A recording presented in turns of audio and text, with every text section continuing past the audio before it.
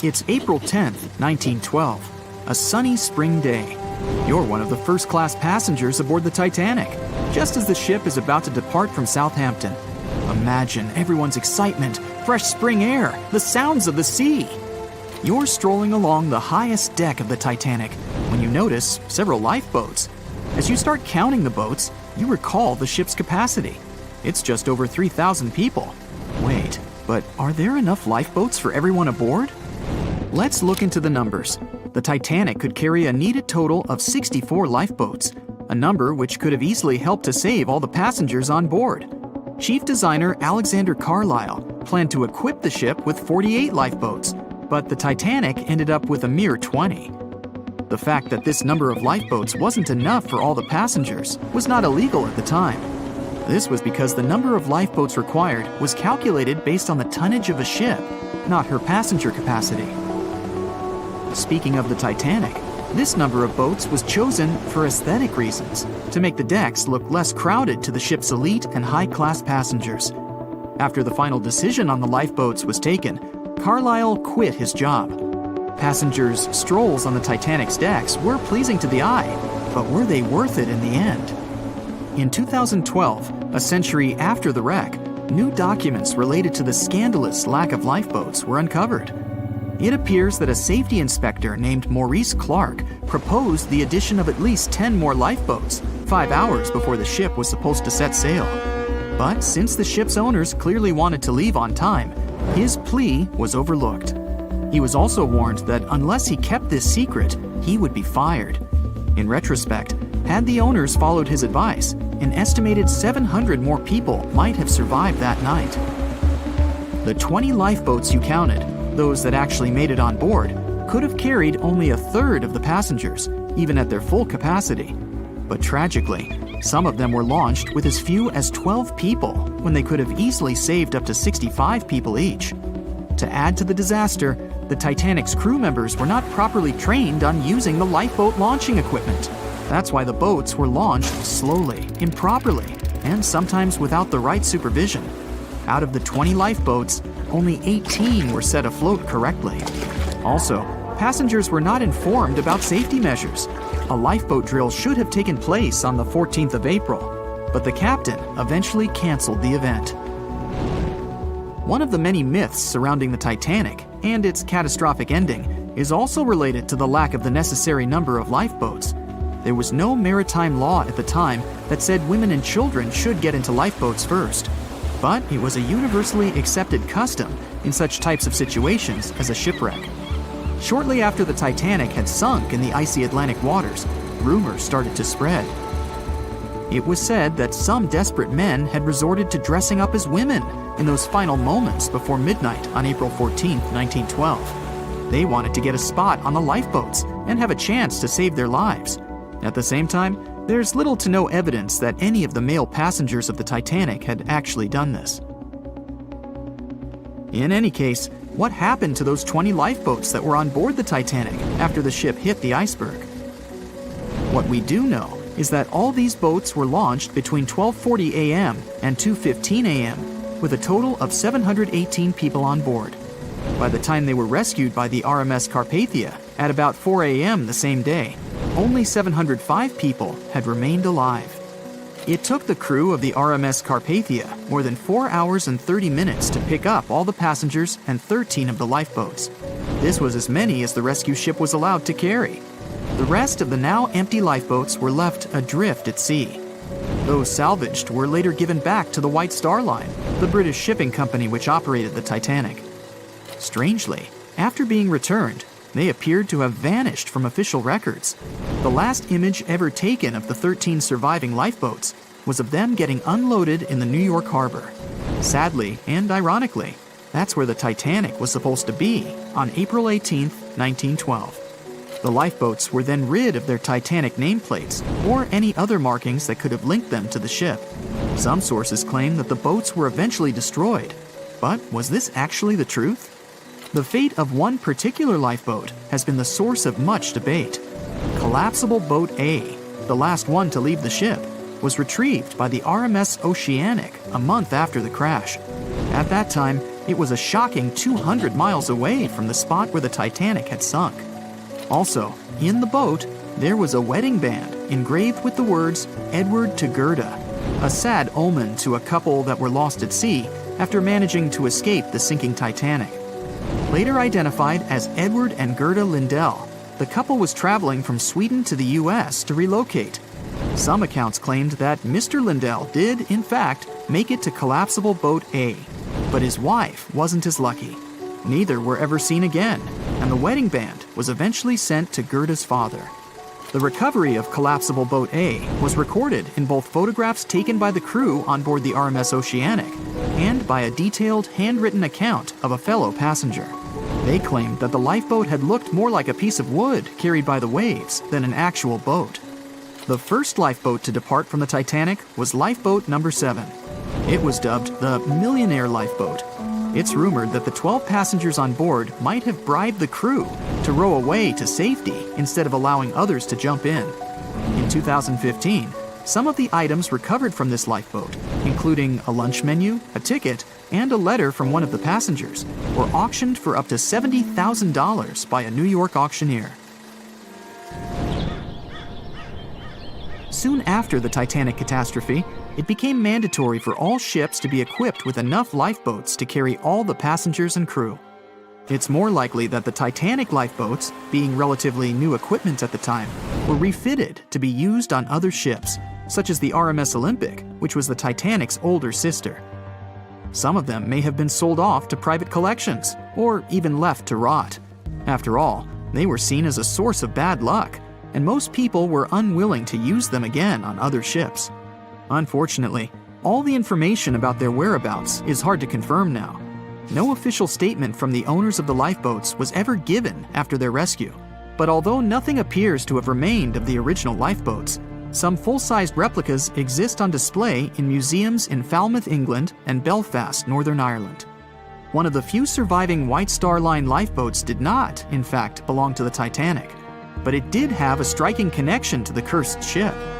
This boat is the restored Lifeboat 6 from the RMS Oceanic, which helped to recover Titanic's collapsible Lifeboat C.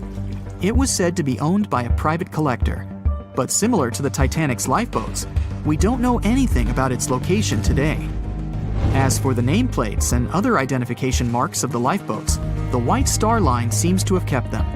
Because some of these items were later auctioned and sold to interested collectors, even Rick Springfield supposedly got hold of one of the nameplates. One particular nameplate was already missing by the time the White Star Line employees had reached the lifeboats. It was the nameplate of Lifeboat number 8, which had been taken by a sailor named Thomas Jones. He later gifted it to another Titanic survivor, the Countess of Rothes, along with a letter acknowledging the bond they formed on the night of the shipwreck. You can find other similar items on display in different museums, such as Larne Museum and Arts Centre in Northern Ireland, or Worcester City Art Gallery and Museum. To be fair, some experts claim that even if there had been more lifeboats on board the Titanic, there simply might not have been enough time to launch them all. That's how severe the impact was.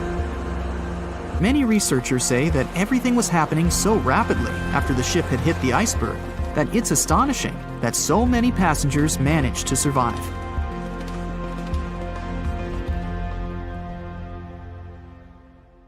John watched on in disbelief as he drifted away on a piece of wood. In the freezing waters of the Arctic, slowly drifting away. John looked upon the vessel he had worked and lived on as it raised its enormous bow high into the sky, then broke in half, causing a sound that only a crack of lightning could replicate. Distraught and dumbstruck, believing that he, and he alone, knew the dark truth behind the demise of the unsinkable ship, the Titanic. 5 days earlier, as the Titanic set sail on its maiden voyage, John worked hard alongside his mates in the coal bunker, stocking up the coal to feed the Titanic's mighty furnace. They had stocked and stored more than John had ever witnessed on any other ship he'd worked on. But this was the Titanic, the grandest ship to have ever sailed the seas. On the Titanic, there could never be too much coal. As they left Belfast and pushed toward Southampton, there was a large bang below decks that went unnoticed. The furnace was roaring and the turbines were spinning, pushing the Titanic forward at a quickened pace. The crew cheered as the vessel moved forward, unaware of the loud, concerning noise. Arriving in Southampton, Greg came aboard, amongst hundreds of other passengers. With 13 years at sea, his vast experience included the role as a quartermaster on 6 previous ships. Ready for a new challenge aboard the greatest vessel ever made, he was looking forward to this next challenge of his career.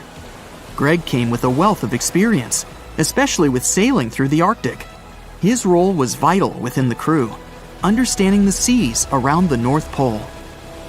He would be a key lookout as they set to cross the perilous path of the iceberg alley. Greg had some concerns regarding the voyage.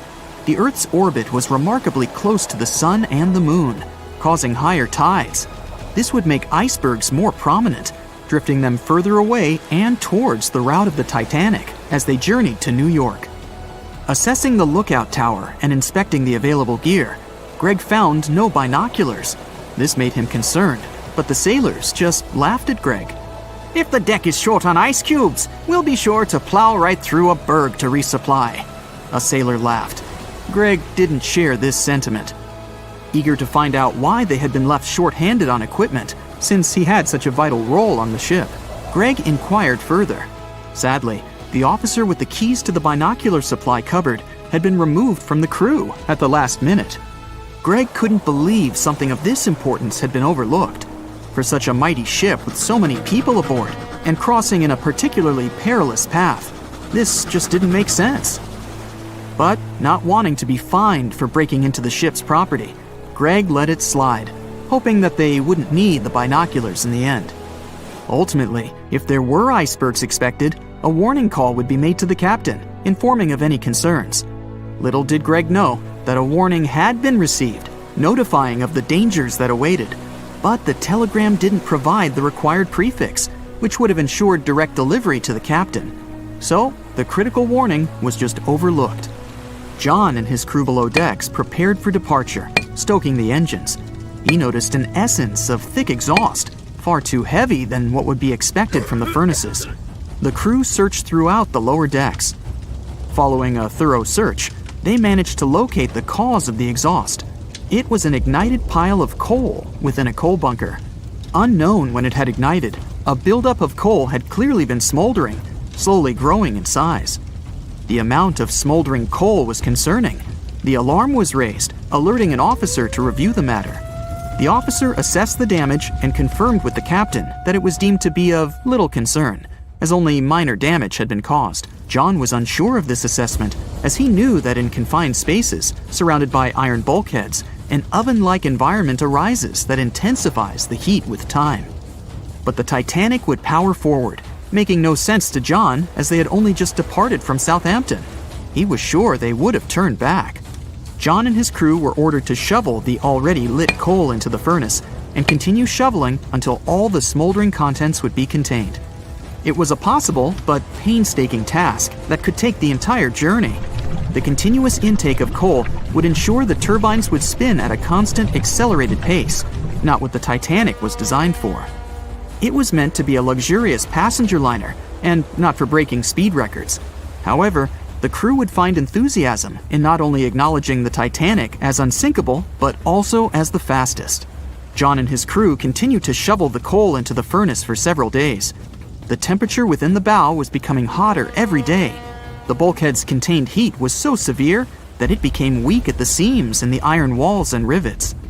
"2 more days, lads, just 2 more days!" John was laughing, trying to raise the spirits of his mates as they were working tirelessly. But as they were all laughing, joking, and looking forward to dry land, they unknowingly approached their final destination. The Titanic was speeding through the calm sea. Greg looked ahead, above in the lookout tower, keeping a keen eye out as they were in iceberg territory now. Even though the way seemed clear, false horizons could occur, creating confusion about how far objects in the distance truly were. As they were traveling in the Gulf Stream waters into the colder Labrador Current, air columns cooled from the bottom upwards, creating a thermal inversion. This incredibly high air pressure ensured fog wasn't present, providing a deceptively clear outlook. But the thermal inversion can also create optical illusions, showing the horizon further away, appearing higher in the distance, or masking whatever objects that could come before it. These false horizons could easily hide any icebergs that could be approaching. Greg knew the perils of a calm sea in the Arctic, preferring the rough waters, where it's easier to detect icebergs within waves. Peering from the lookout, Greg was looking towards the dark abyss ahead. Suddenly, within 1 mile directly in front, a formidable image quickly emerged from the dark waters surrounding. "Iceberg, right ahead!" Greg yelled to his mate, who quickly called to the helm and directed them to steer hard to starboard. The helmsman received the call. In the heat of the moment, he turned the wheel counterclockwise. He then realized he'd turned the wheel the wrong way and quickly went in the opposite direction. The ship aimed towards the iceberg, veering to the port side whilst reducing speed. Although there was a delay in turning the wheel, since there was a short distance from the signal and the fast pace that they sailed at, it may not have made a difference. As they approached the iceberg, it appeared as though they'd miss it, but over 87% of an iceberg is underwater. And as they came along the side, the hidden ice underneath hit the port side bow, piercing the side of the hull with a 12-square-foot tear. The ship shook, with all aboard aware that something was amiss. Amongst the confusion and fear, they were oblivious of the damage. As they gathered their bearings, 6 out of 16 compartments were quickly filling up with seawater. The hull could only withstand 4 compartments filling before sinking. Time was ticking as the Titanic made its descent into the depths. The weakened bulkhead with heated steel pillars and rivets broke under the pressure and sudden change of temperature from the ice-cold water. The call was made to abandon the ship. Lifeboats were prepared to be released, while help signals were sent out to nearby ships. The radio operator was guiltily sitting, constantly calling out to a nearby ship that had been in contact with the Titanic recently. There was steady communication with this ship over the past few days, providing warnings of icebergs since the Titanic departed from Southampton. The final warning message received was just 1 hour ago.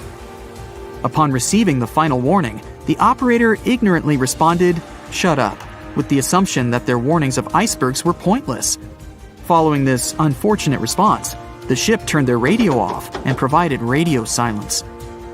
The closest ship that was responding to their distress signals was 500 miles away, too far to provide any assistance in time. There were countless mistakes that caused the Titanic's watery end, whether they contributed directly or from sheer ignorance. The most tragic of them was the number of people aboard the ship, 2,224 of them. There were only enough lifeboats provided to rescue 1,178, barely half of the people.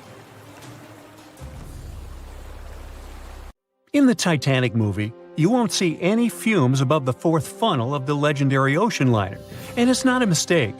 Back in 1911, the year before the Dream ship's departure, large ships would mostly sail with 4 chimneys. They needed those to draw heat and fumes from their massive boilers. The Titanic was a real engineering gem that only needed 3 chimneys to function. So the 4th was added for balance and more impressive looks. The White Star Line thought the public would have been disappointed to see only 3 pipes on the greatest ship of all time. The Titanic's sister ships, the Olympic and the Britannic, also had 1 fake funnel each for the same reason. The dummy chimney wasn't completely useless and served for ventilation. It took out the fumes from the machine spaces in the lower decks and from one of the first-class general rooms. 1 big ventilation funnel, instead of several small ones, helped to declutter the upper decks and left more open space for passengers to enjoy their strolls. When Titanic went down, the funnels, each weighing 60 tons, went down with the rest of the ship. They were made extra tall to make sure the passengers weren't covered in the suit being ejected. Their height and weight let them stay in the upright position. The forward funnel, followed by the others, fell only when the ship went for the final dive. Those chimneys were much lighter than the bow, so they spread among other debris. The light material they were made of flattened once it hit the bottom, and the iron-eating bacteria living deep down took care of it later. The bow of Titanic remained intact when it hit the seabed, but the stern was completely mangled. When the famous ocean liner hit that iceberg, things got really messy.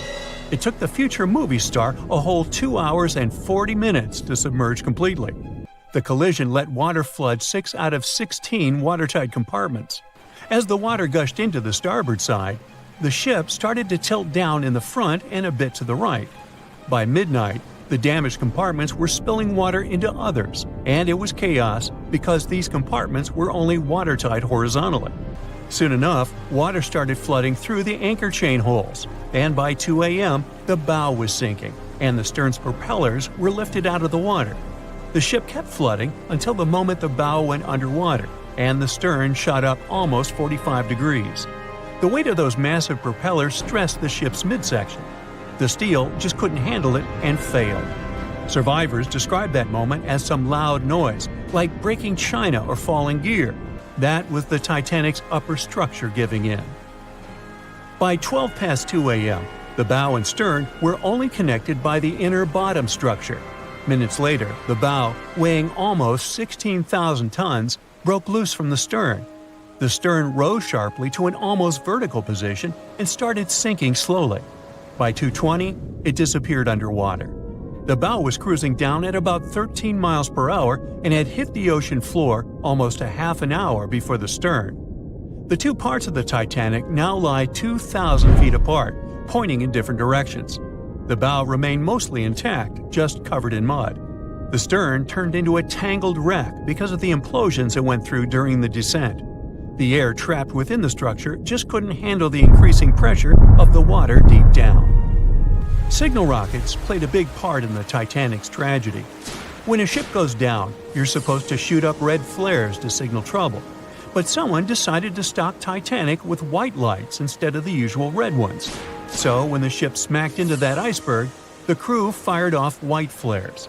The SS Californian was passing nearby, and its captain knew the Titanic was in a dangerous iceberg zone. The crew didn't spot the sinking Titanic, but they sure saw those white rockets. The radio between the ships was useless because the Californian's operator switched it off. The captain had a gut feeling something was off, so he flashed a Morse code light signal at Titanic. But he received no reply because the Titanic had already gone underwater. There was another ship, Samson, sailing alongside the Titanic. It had plenty of illegally hunted frozen seal meat from Canadian waters abroad, so it was sailing with lights off to remain unnoticed.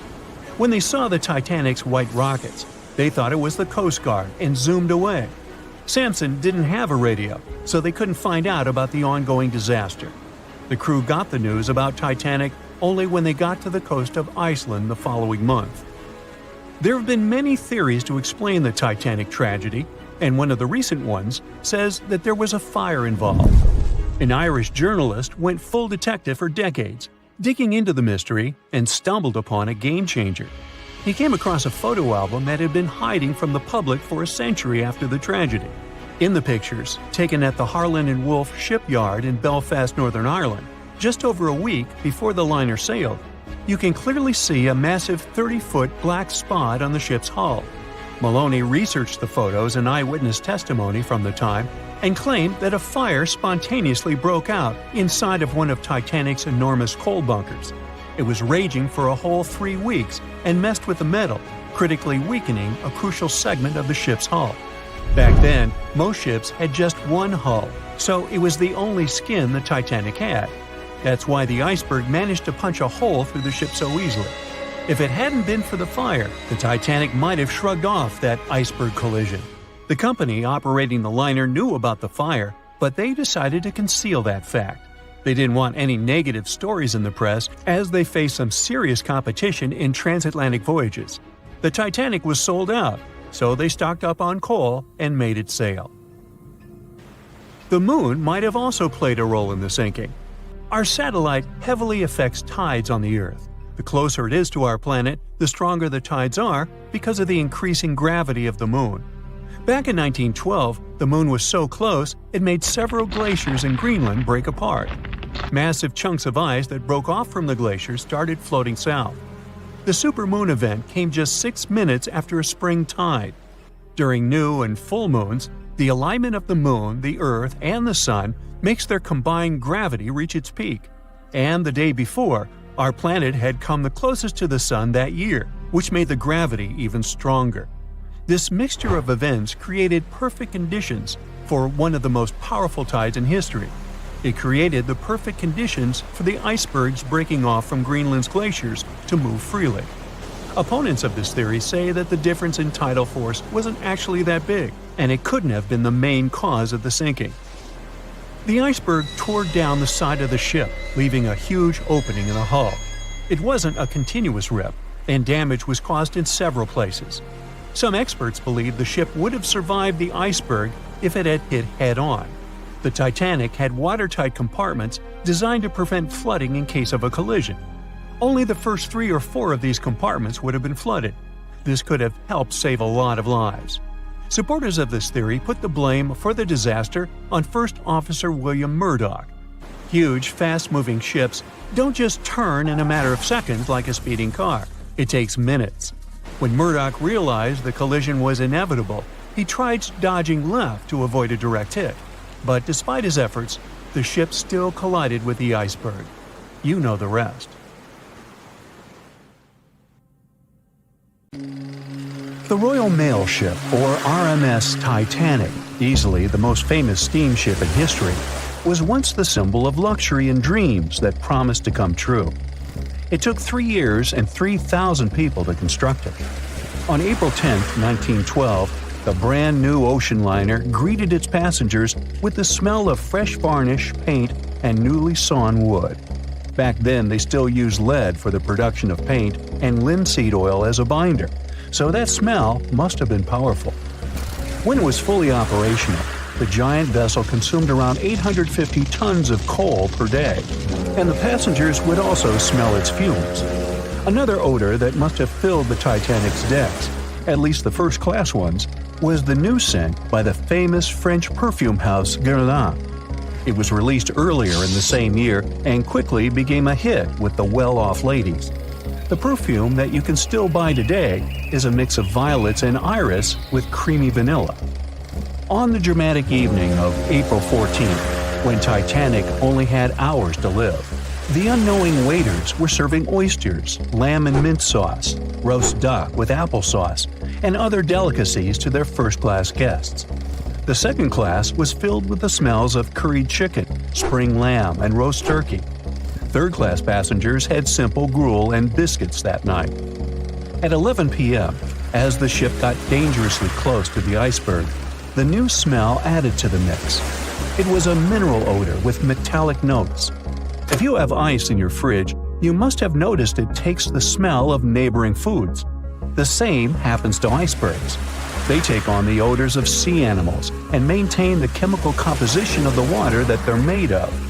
If more people had known about the meaning of this particular metallic smell, they probably still wouldn't have saved the ship.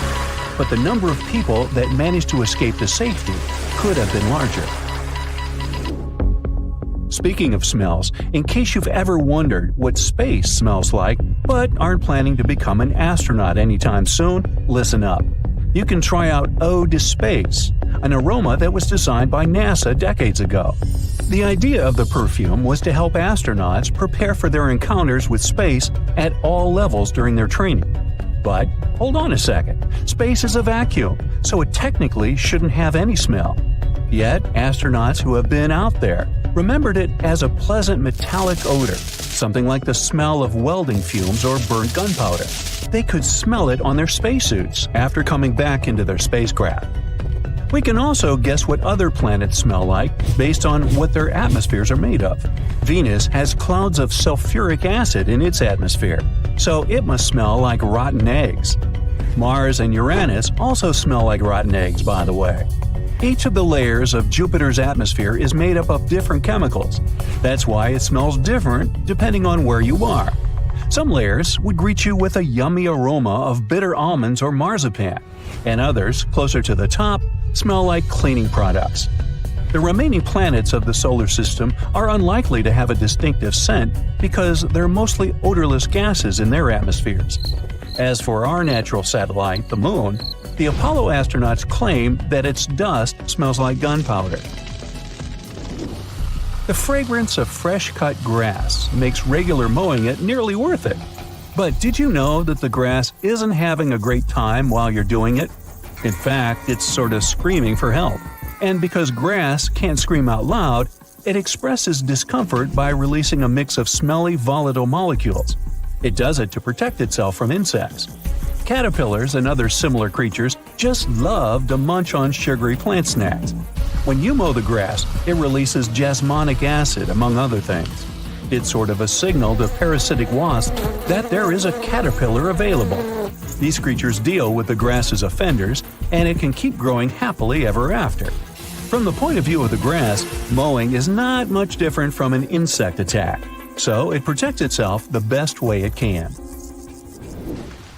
The rain has an easy-to-recognize powerful smell, also known as petrichor. But where does it come from? Turns out some plants secrete oils during drought.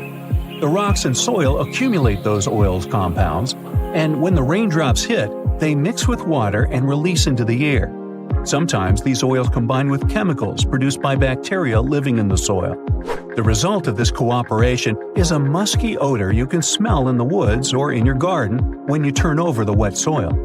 Ozone also adds to the smell of rain, especially after thunderstorms. It happens when a lightning bolt's electrical charge splits oxygen and nitrogen molecules in the atmosphere, and they later recombine into ozone. One theory says we enjoy the aroma of rain so much because it's imprinted in our brains. Different cultures have always associated rain with something positive, and we could have inherited that perception. Now, chocolate fans, of which I am one, this is for you. There are flowers that smell exactly like your favorite tree. It's a product of a tropical plant, after all, and since it's impossible to recreate the exact magical scent chocolate has in a perfume, you can plant some chocolate flowers, also known as the green eye lyra leaves, in your garden. These flowers look like daisies with yellow petals around a deep red center. When you pick its petals, the flower releases the delicious smell we all love so much. The leaves and branches of the plant also have the same fragrance. Now, in case I got you interested, you can find the flower in dry soils of Arizona, Texas, Colorado, and other states with similar climates. It blooms all year, and the aroma is strongest on warm days. The bear cat, also known as the biturong, does not only look super cute, but also smells like buttered popcorn. Biturongs prefer to stay alone and use their aroma to mark their territory and find potential partners when they have to. Scientists tried to figure out the secret of their unusual smell and suggested it could come from secretions from the scent glands under the animal's tail. Further research showed that the popcorn smell comes from the bear cat's urine. After the animal answers nature's call, it leaves a scent trail in the trees with its tail that often gets soaked. But if the real popcorn only releases its amazing smell when it's popping under heat, how do bear cats manage to do it without a microwave? Well, the answer could be in their diet, or more likely, in the bacteria that come in contact with the animal's natural fluid. Durian is a fruit popular in Southeast Asia that smells sweet and nice to some people, but to the majority, it's a mix of rotten onions and sweaty socks. The stench is so powerful that it's banned on public transportation and hotels in some countries. The secret of durian is its 44 odor-active components. The mix is so complex that you can never tell what it's going to smell like. And despite that horrible smell, durian is considered a delicacy and is used to make mostly sweet dishes like cakes and candy. There was a smelly incident involving durian at a library in Australia.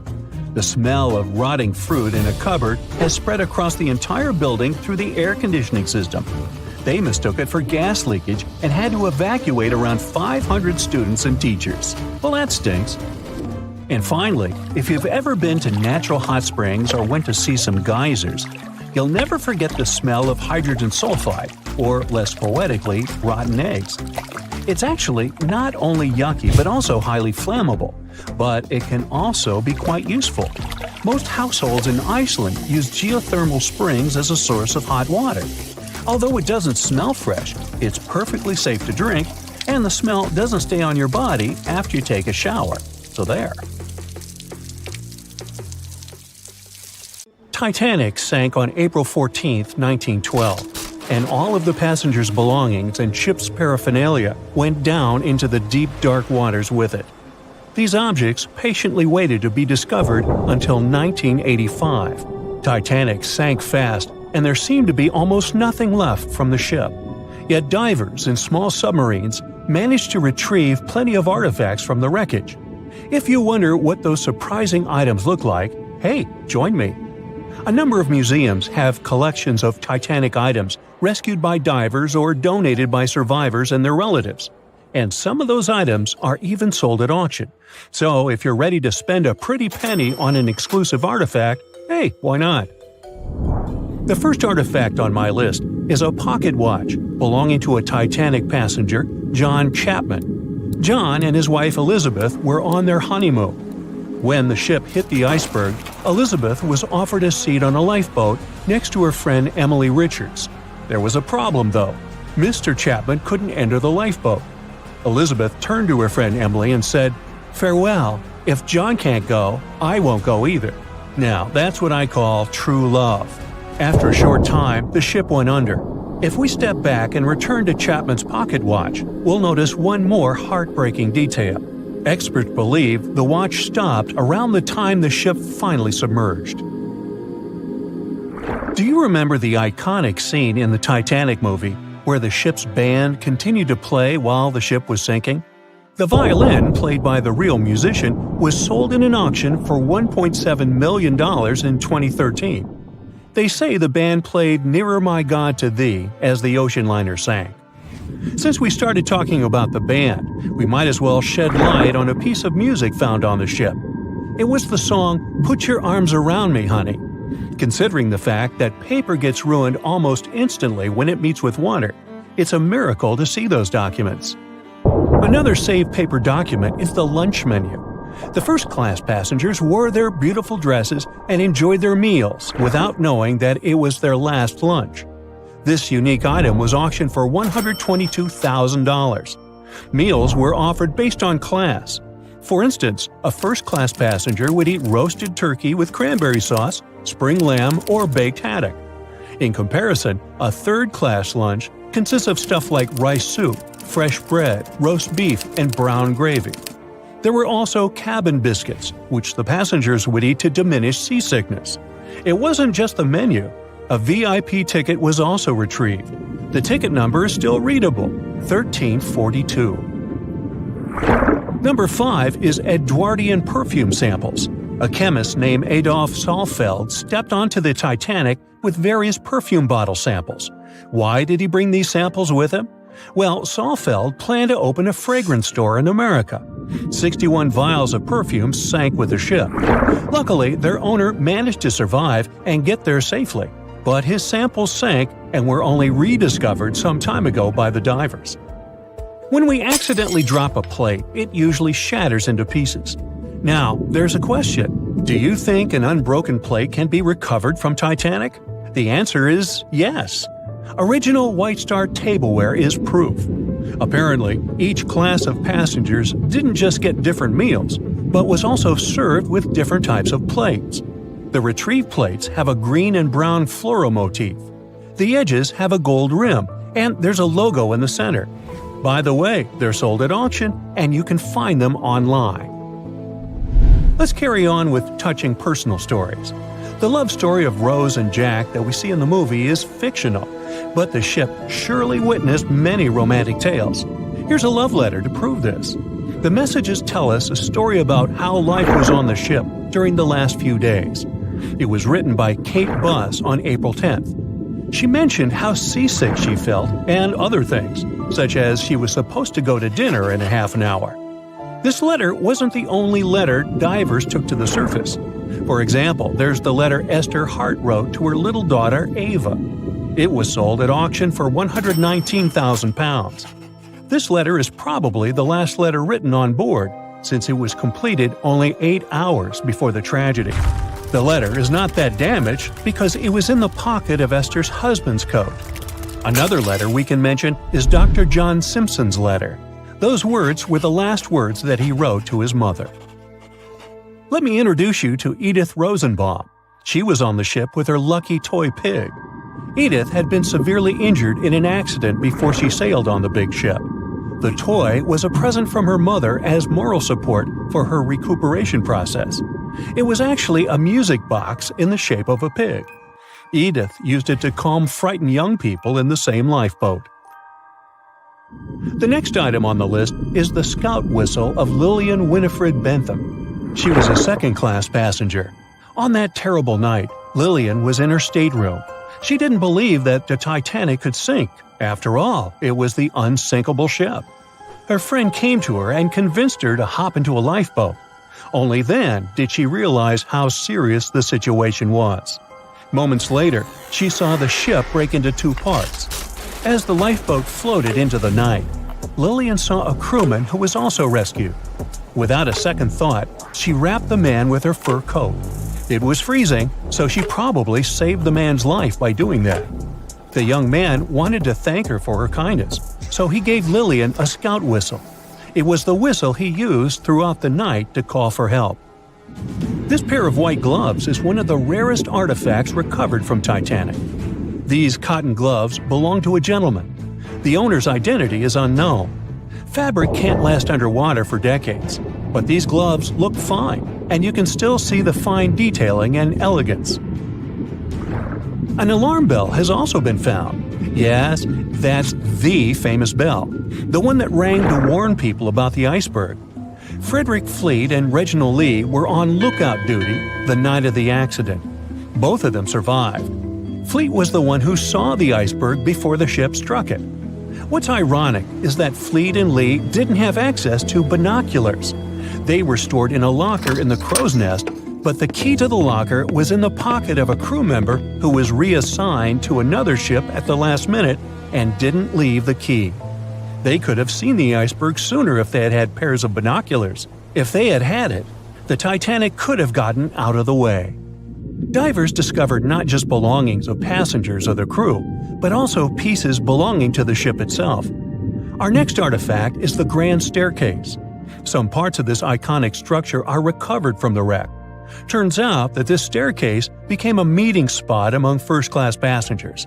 If they wanted to visit the Turkish baths for a spa day or eat dinner, they met at the staircase and went together. This staircase was a sign of how luxurious some parts of Titanic were. Another miraculously saved object that belongs to the ship is its plan. It was one of the most expensive artifacts sold at auction. The plan is around 30 feet wide. What else? The logometer was also discovered. It's a device used to check the sailing speed of the ship and the distance it covers.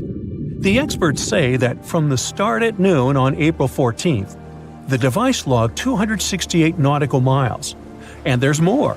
A giant chunk of hull, known as the Big Piece, was also found. This fellow weighs 15 tons. The larger portholes were for the cabins, and the smaller ones were for the restrooms. This piece was found in 1994, but it was in 1998 when it was successfully taken out. After all these years spent underwater, it was swarming with sea life. Still surprisingly, the portholes still had glass. Now, let's assume you were a diver and you could only take out one of these objects. Which one would you pick? "I'll never let go, Jack. I'll never let go," said Rose. Then she did let go, and the whole movie theater burst into tears. It happened when Titanic came out in 1997. Alright, who am I kidding? It's really hard not to cry when you watch this scene for the 10th, 20th, and 50th time almost 30 years later. But did this great love story happen in real life? Or did James Cameron just invent it for some good drama? As much as I don't want to disappoint you, Jack and Rose never fell in love on board the real Titanic. There was a real Jay Dawson on the luxurious ocean liner, but he was a crew member, and his full name was Joseph. The real-life inspiration for Rose was the American artist Beatrice Wood. James Cameron came across her biography while he was working on the first draft of the script and decided to bring her love for art and family background into the story. It doesn't mean that the movie is completely off when it comes to historical accuracy, though. The unsinkable ship that sank departed from Southampton, England to New York, and was 400 miles south of Newfoundland on April 14th when crew members noticed the iceberg. The contact with it lasted 37 seconds, precisely as long as the corresponding scene in the movie. Remember this guy, Thomas Andrews, who was wandering around with a small notebook and pencil? He was the real ship designer. Andrews was quite talented at what he did, and had worked on many successful projects before the Titanic.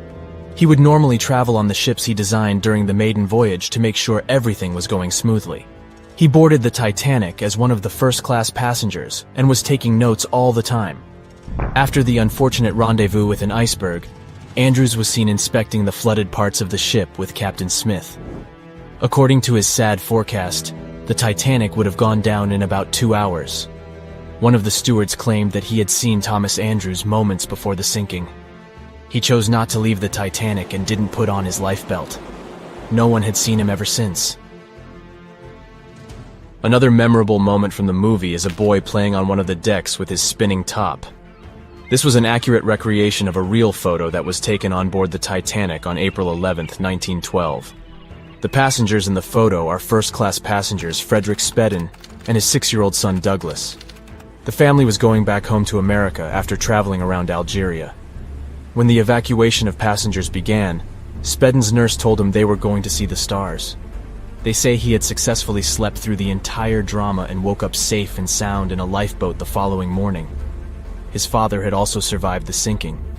Sadly, an automobile accident took the life of Douglas just 3 years later. One of Titanic's most charismatic ladies, both on the screen and in real life, got her nickname Unsinkable Molly Brown for a good reason. Several witnesses remembered she was, indeed, trying to persuade others in her lifeboat to go back and save more lives, just like in that heartbreaking scene from the movie. When Carpathia came to the rescue of the surviving Titanic passengers, Margaret Brown was helping lower-class survivors and involved her fellow first-class passengers in the process. Once they all got on solid ground, Brown organized a survivors committee. She awarded the captain of the Carpathia for rescuing so many people and was really upset she hadn't been allowed to testify at the Titanic hearings because she was a woman. You won't see any fumes above the fourth pipe of the ship in the movie. It's not a technical mistake. The Titanic, indeed, had it only for more impressive looks and didn't really need that pipe. Back in 1911, the year before our hero's departure, large ships would mostly sail with 4 chimneys. They needed those to draw heat and fumes from their massive boilers. The Titanic was a real engineering gem that only needed 3 chimneys to function. So the 4th was added for balance. They thought the public would have been disappointed to only see 3 pipes on the greatest ship of all time.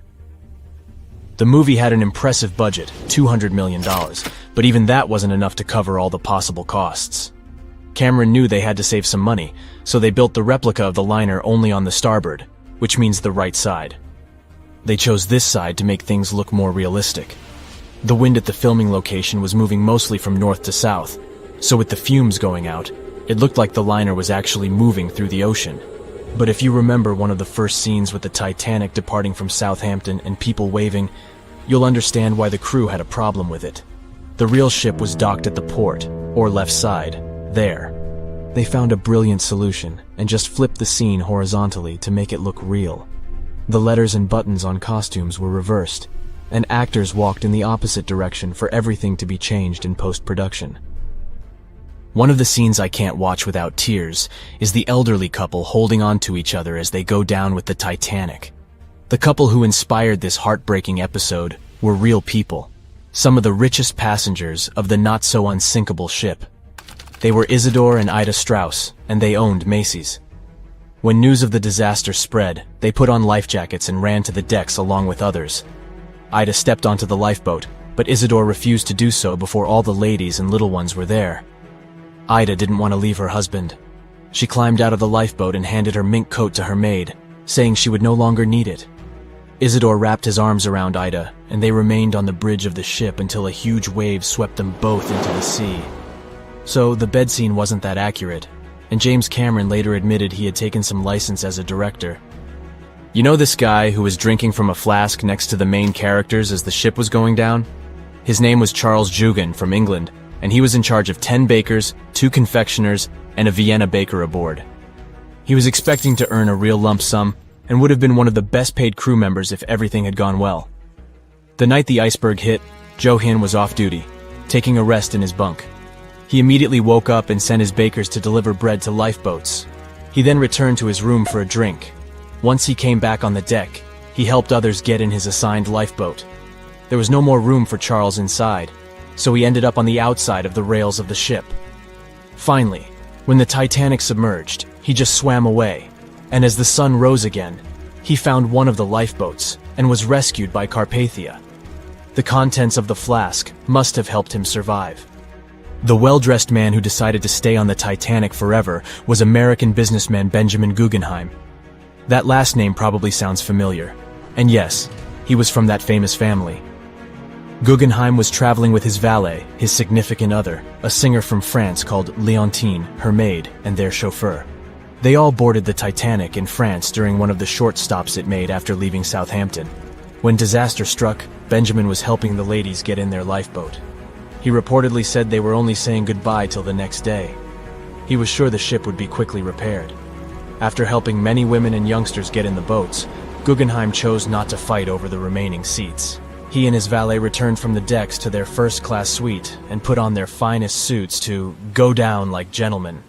It seems like we all cried watching the heartbreaking goodbye of Jack and Rose from the Titanic. Oops, spoiler, sorry. But the real-life stories from the sinking of the famous ship were no less touching. Joseph LaRoche was born in 1886 in Haiti to a wealthy family. He was growing up without a dad, but his mother was a self-made woman and a respected merchant.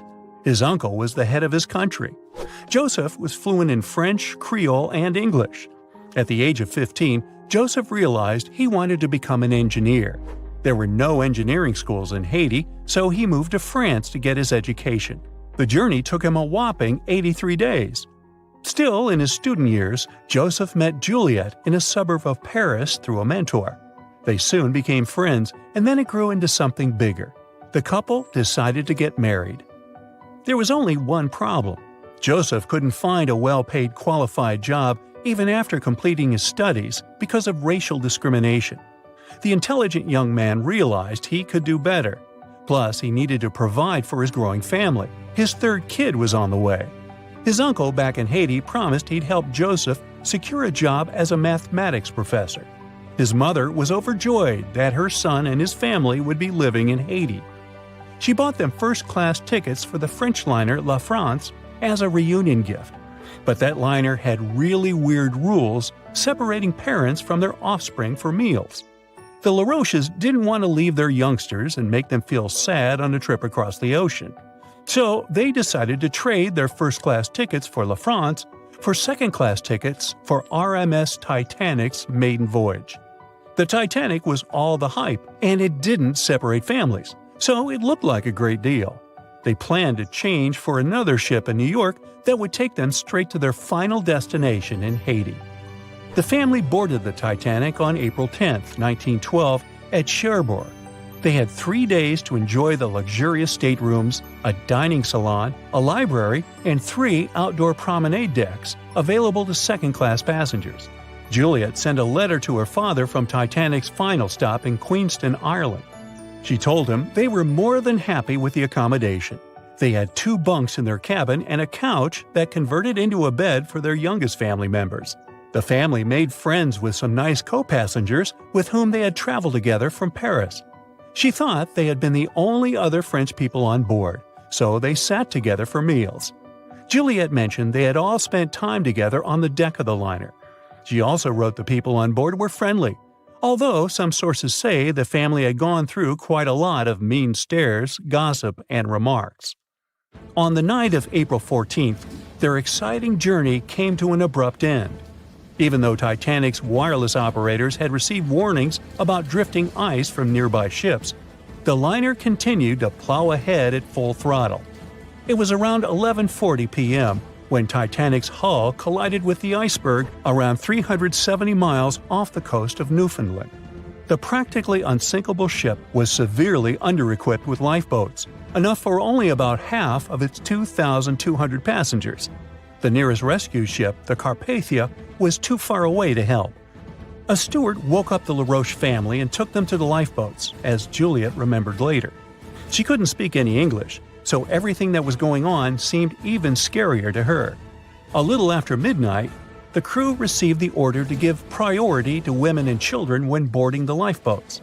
Juliet later remembered a terrible panic had begun, as people had been pushing each other to get to the desired seat. At some point, she felt they had pulled away her older daughter and thrown her into the abyss.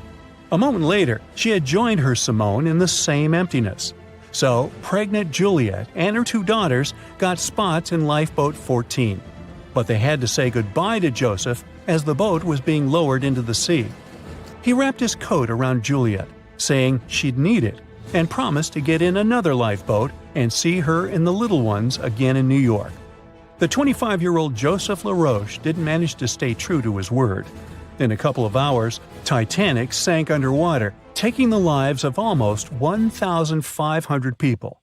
Joseph was one of them. Juliet and the girls were among the 700 survivors who had been rescued by the Cunard liner Carpathia several hours later. Once they reached New York, they were looking through the crowds of people, hoping to see Joseph again. When it became obvious they wouldn't find him, it was time for them to decide what to do and where to go. Without any knowledge of English or money that had gone down with the ship, Juliet managed to survive in America only for 3 weeks, and then had no other choice but to go back to France. Joseph's uncle was no longer able to help them, as others had taken his life 4 months after the Titanic tragedy. In December 1912, Juliet gave birth to a son who she named Joseph after his father. For the rest of her life, she couldn't get over the loss of her beloved husband. That's why she didn't like to speak about what had happened on Titanic and told her children not to mention it. In 1995, a member of the Titanic Historical Society interviewed Louise, who was the last remaining LaRoche child and the last French survivor of the sinking. And that's when the world first heard about this heartbreaking story. It inspired some plays and articles, but it never got the same attention as the story of other passengers. You probably remember the elderly couple going down together in their bed on the Titanic. It was inspired by Isidor and Ida Strauss. They were both born in Germany and emigrated to the United States as kids. They met in New York and got married 5 years later. Isidor started a china and porcelain business with his brother that grew into the glassware department at Macy's and turned them into multimillionaires. Isidor and Ida were well known in New York, not only for their wealth and charity, but also for their love and devotion to each other. In 1912, the couple decided to run away from the New York winters and headed for Europe. By that time, they'd already been married for 40 years. In early April, it was time for them to sail back home to New York. They normally traveled on huge German liners, but at that time, they couldn't resist the hype of everyone talking about that new luxury liner, the RMS Titanic. That's how they ended up in one of the first-class private suites at the top of the ship. The Strauss couple spent their evenings dining in front of a live orchestra in a hall filled with fancy furniture and expensive wooden paneling. On the night of April 14th, they felt a slight tremor and then left their private suite and waited for instructions from the crew. They told the passengers not to lose their passes, as they'd need them when everyone got back on board. But the ship was going under. The Strauss couple were standing next to Lifeboat 8. Mr. Strauss, who was 67 at the time, was offered a seat with his wife because of his age. He refused it, saying he was not too old to sacrifice himself for a woman. He wanted to wait and make sure no women and kids were left behind. Ellen Bird, Ida's maid, hesitated before getting on the lifeboat, but Ida told her to go. She took the easy decision not to leave her husband on the sinking ship. Ida took off her beautiful mink coat and handed it to her shivering maid, saying she wouldn't be needing it anymore. Isidor didn't manage to convince her to save herself, so they stayed together till the end. Some of the surviving first-class passengers later remembered they had seen the couple standing peacefully on the deck, holding hands, just waiting. Back when it was built, the Titanic was one of the largest and most luxurious passenger ships, with high-class features like a grand staircase, a swimming pool, and a gymnasium. People thought it to be unsinkable because of its advanced safety devices. Its tragic sinking on its maiden voyage in 1912 proved it wasn't at all the case. It wasn't until 1985 that the Titanic's wreck was finally rediscovered using state-of-the-art sonar technology. Ever since, thousands of items have been recovered from the Titanic, many of them being put on display or sold for auction. Things like jewelry, a life jacket, a menu from the ship's restaurant, or even a sample square of carpet from the first-class stateroom have all baffled the public and told stories of the many on-board people. Scientists have even tried to come up with strategies to get the Titanic back up. Not because they want to put it up for display, but so it can be properly studied, and more importantly, to stop it from getting more and more damaged at the bottom of the ocean. Some have suggested filling the wreck with ping pong balls to make it float, while others even considered injecting it with 198,000 tons of Vaseline. Another creative solution was proposed, the idea of using a giant claw or scoop to lift the Titanic. Nobody came up with this device. Using 500,000 tons of liquid nitrogen to trap it in an iceberg that would float to the surface was also considered, but all these potential strategies had to be eventually let go, since the Titanic is way too fragile to ever be recovered. As the Titanic's iconic bow railings are in danger of collapsing, metal-eating bacteria continue to chew away at the ocean liner's wreckage. An undersea exploration company plans to gather data about the ship's deterioration in annual expeditions. They hope this will help them learn more about the Titanic, and also more about the ecosystem that shipwrecks create. The over 100-year-old ocean liner is also being damaged by deep-sea currents daily. Some experts predict that the ship could disappear in a few decades due to holes in its hull. The deck that passengers crowded on as the ship sank has caved in. The gymnasium near the grand staircase has also fallen in, and a 2019 expedition found that the captain's bathtub, which became visible after the outer wall of the captain's cabin fell away, is no longer there. Those annual expeditions also gather data about the creatures living at the site, including crabs and corals. Surprisingly, many species have only been seen there at the Titanic wreck, so scientists are curious to find out more about them. The most famous out of all these creatures is the Halomonas titanicae. It's a bacteria, and it was discovered on the wreckage of the Titanic. What's interesting about this creature is that it's able to thrive in extremely salty environments. It's also been resistant to several antibiotics, unlike other types of bacteria. It's probably because of this superbacteria that the deterioration of the ship's iron hull happened so fast. The expedition will also look at the debris field and its artifacts. On the site, there are still traces of little personal items like clothes and luggage. One of the most interesting stories about Titanic artifacts is that of the passengers' shoes. Most of the Titanic items that have been lost at sea deteriorated or disappeared completely. But not the shoes. They seem to be able to resist the harsh conditions. On top of that, the leather in most shoes is perfectly preserved, probably because of tannin, a substance used in the tanning process of leather. It helped the shoes resist the damaging bacteria found underwater. All this exploring might have gotten you all excited. If that's the case, I have some good news to share. You might even be able to join the expeditions. To personally explore the Titanic, you have to plan ahead and apply to be a mission specialist with OceanGate, the company responsible for the journey. However, this experience does come with a high price tag of $250,000. Despite the cost, this once-in-a-lifetime experience is in high demand because of the limited spots available.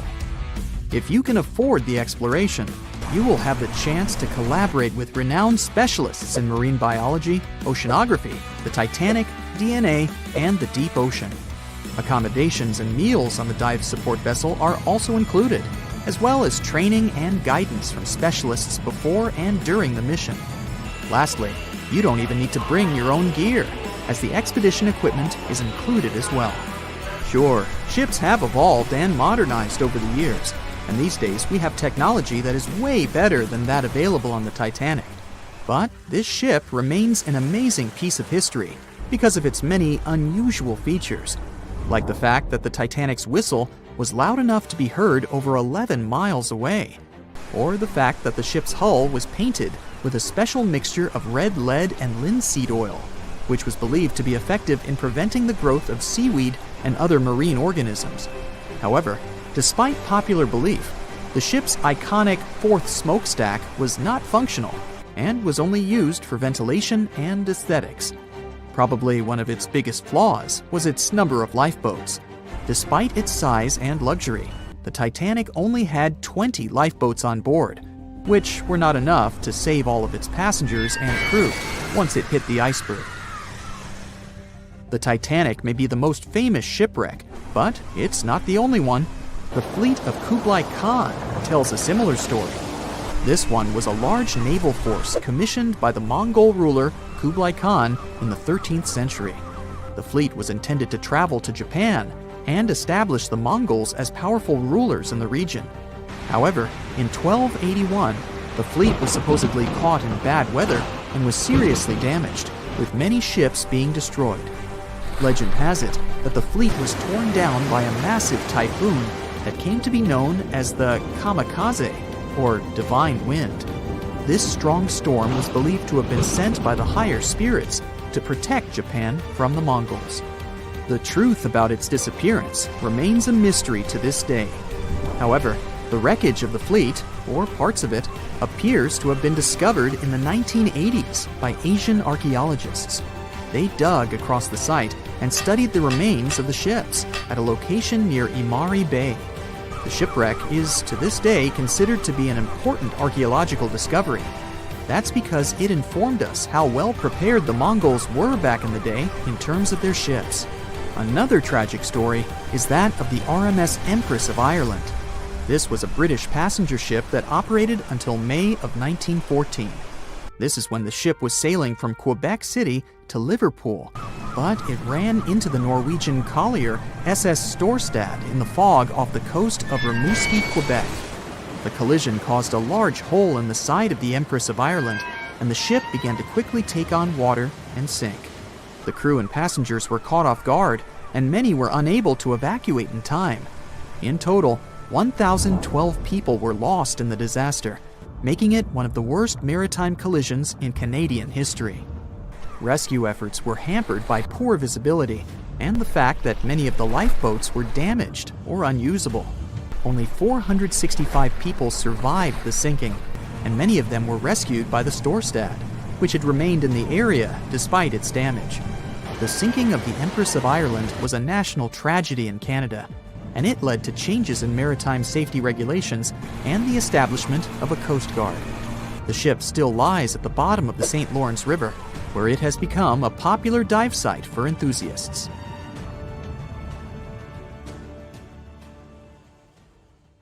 No one could ever have imagined that the unsinkable Titanic would collide with an iceberg, except for one man, William Thomas Stead. Well, not directly, of course. It's not like he jolted out of bed one day, envisioning the fall of the Titanic. Rather, he wrote an empowering short story called How the Mail Steamer Went Down in Mid-Atlantic by a Survivor on March 3, 1886, 26 years before Titanic sank. Okay, let's do a super quick recap. Titanic was traveling from Southampton to New York in April 1912 in the North Atlantic.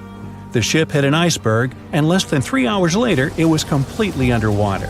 Out of 2,208 people on board, just 706 survived due to the limited number of lifeboats and icy cold water. Another passenger ship, Carpathia, heard the distress call, picked up the survivors, and brought them safely to New York. The short story William Stead wrote was about Thomas, a British sailor, who got on a passenger liner bound for the U.S. At one point, the protagonist realized there weren't enough lifeboats for everyone on board the ship in case something happened. A couple of days later, heavy fog covered everything in sight.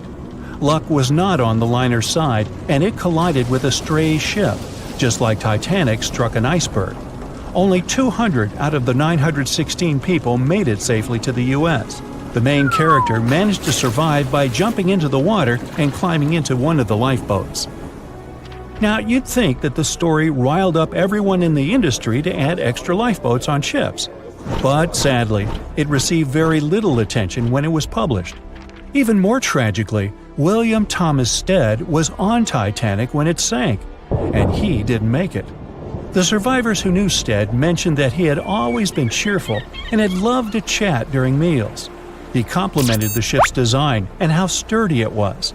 Witnesses also talked about how he had been helpful when the ship had been sinking, having given his life jacket to someone else. He was a journalist by profession and was on his way to New York for a ceremony. One of his most important contributions to modern journalism was the use of illustrations in every newspaper article. He also introduced newspaper interviews, and they're still used to this day along with illustrations. But this story wasn't the only published work that predicted the disaster. Morgan Robertson was an author and former ship captain who wrote short stories and novels. His most notable novella is The Wreck of the Titan. It's also known as Futility. The book was written in 1898, 14 years before Titanic. It was a fictional story about the Titan, an ocean liner similar to Titanic, which was crossing the North Atlantic. It's also a coincidence that Titan was just as fast as Titanic and shared many other similarities, like size and design. The book described it as unsinkable and the largest ship to hit the ocean at the time. That's what they said about Titanic, too. Another eerie similarity was the limited number of lifeboats it had. The story took place in April, and that's when Titanic set off on its journey and hit the iceberg. The Titan story also mentioned that barely anyone had survived that horrible accident. Unlike Stead's story, the protagonist of Robertson took a different path. The Titan sinking happened somewhere halfway through the book, so after the accident, the main character went on with his life. The book was brought back into the spotlight after the Titanic disaster. How could someone describe the events that took place almost a decade later so accurately? Many started to believe Robertson could see the future. But the reality was that Robertson knew his way around a ship. It was easy for him to write down the nitty-gritty of things without doing more research. Realistically, one of the biggest threats for ships at that time was hitting an iceberg or colliding with other ships. The next story sounds somewhat mysterious. Once, Alex Mackenzie heard a voice that warned him not to board Titanic. But when he turned around, there was nobody there. As he continued walking, the voice spoke to him again. But this time, it was louder and more distinct. He took the warning seriously and decided to cancel the trip and go back to Glasgow, Scotland, his hometown. His grandparents weren't too happy to find him back home instead of on Titanic. After all, the ticket was very expensive. That disappointment very soon disappeared when they heard that the ship had struck an iceberg. John Coffey was a member of the crew of Titanic, but he decided to ditch the ride when the ship stopped at his hometown in Queenstown, Ireland. His inner voice told him to get off the liner, and he did. He was only 23 at the time, and for someone his age, it could be a major career boost and an opportunity to grow. Despite the horrible tragedy, the guy signed to work with the RMS Mauritania just months after the Titanic sinking. Talk about commitment. Some added info was revealed about what may have contributed to the fall of Titanic. The constructors insisted that the ship was unsinkable, but many people later theorized that the vessel's steel plates had been too frail for the freezing Atlantic water. It may have caused the rivets to pop, allowing ocean water to seep inside. Another theory is that there may have been a fire in the hull of the Titanic that had been raging for 3 weeks before the voyage. The fire softened the steel, allowing the iceberg to cut through it like a hot knife through butter. Some pictures before the ship set off on its journey show black marks on the hull, which could have been caused by fire. Either way, the iceberg would have caused significant damage in any case, no matter if there was a fire or not. Some people also blame those who designed the Titanic. The ship was built with large joints at the bottom, which probably snapped easily during the collision. Of course, these are all theories, but we know for a fact that the iceberg was the main character of this drama, and that the works of Stead and Robertson should have been taken seriously. Either way, this should be a lesson for the future, helping to prevent similar tragic accidents. By the way, ocean liners and passenger ships wouldn't exist if it hadn't been for Thomas Newcomen. In 1712, he invented a steam engine that was so strong it could produce enough energy to power a ship. And a century later, in 1819, the first steamship traveled across the Atlantic Ocean to Liverpool, UK. It only took the vessel 29 days to cross the ocean. The passenger ship industry boomed in the early 1900s when it became easier for people to move to America or go on holidays. As decades rolled by, the use of aircraft stole the spotlight from passenger ships since planes were faster and more efficient. Nowadays, it's quite rare for a passenger ship to collide with anything in open water. Modern technologies can detect anything that can pose a threat and even predict stormy weather. Cruise ships these days are giants compared to the vessels of Titanic's era. Modern ships can carry almost twice the number of passengers and have amenities folks back then could only dream of. Most cruise ships these days have several restaurants to choose from, multiple swimming pools, and game rooms to catch a break. If you're in the mood for some fun, you can watch live performances. Don't forget about the helicopter pad, because why not? Don't worry if you start feeling unwell. The in-house doctors are always there to help any passenger in need. And these ships are only going to get bigger. Putting Titanic and a modern cruise ship side by side is like comparing a Corgi to a Doberman. Back then, Titanic was the biggest and most cutting-edge vessel anyone could dream of. So, who knows what the future of cruise ships can hold? We might even have entire cities floating around. That would be a really big boat. Once a famous giant, the largest ship of that time. Now two grand pieces lying on the ocean bottom about 2,000 feet apart, torn by the catastrophic collision of time itself. The stern of the Titanic got completely ruined after hitting the ocean floor. But you can still recognize the bow since many interiors were left preserved. There's a type of bacteria found on the ship's rusticles. A rusticle is this brownish formation of rust. It occurs deep underwater when the wrought iron the ship is made of oxidizes. It means the bacteria eat the iron of the Titanic's hull, piece by piece. And it seems they might finish their snack by 2030, way sooner than when anyone would expect the wreck to be gone forever. You may think it would probably be easier to take the wreck out of the water so that we got to keep it, but it would fall apart if anyone tried to do that. It's been in the water for more than 110 years now, and is now so rusty that no one would be able to reconstruct some parts even if we managed to get the ship out of the ocean depths. What do you think? Could any of about 700 people that had survived the sinking of the Titanic hear it hit the ocean bottom? The largest ship that had ever been made till then disappeared literally before their eyes after all. But sound most likely wouldn't have traveled from water to air. We can't hear that well in water because our bodies are not designed to hear in such environments. And although passengers were close to the sinking site, the Titanic still hit the bottom a long distance away, 12,500 feet. There are so many underwater landslides and earthquakes we cannot hear, and they make way more noise than a single ship slamming into the ocean floor. Most vibrations and sounds must have dispersed over a large area. Also, the downblast of water, which many believe hit the Titanic after it had touched the bottom of the ocean, would have pushed back the majority of the potential acoustic vibrations. Plus, the bottom of the ocean is not hard enough to produce such loud noises. Many survivors said they had heard terrifying noises as the Titanic was breaking apart, but none mentioned hearing anything after the ship disappeared below the surface of the water. Some survivors shared how chaotic it was when passengers, mainly women and children, were getting into lifeboats. There weren't enough boats, and still, some of them weren't even filled to their full capacity. No one knew how to react properly in such a situation. The lifeboat drill had been scheduled for the morning before the Titanic hit the iceberg, but for some reason, it got canceled. A giant ocean liner everyone believes is unsinkable takes a trip across the ocean. On its way, it strikes an iceberg and sinks. Yeah, we all know how the story goes.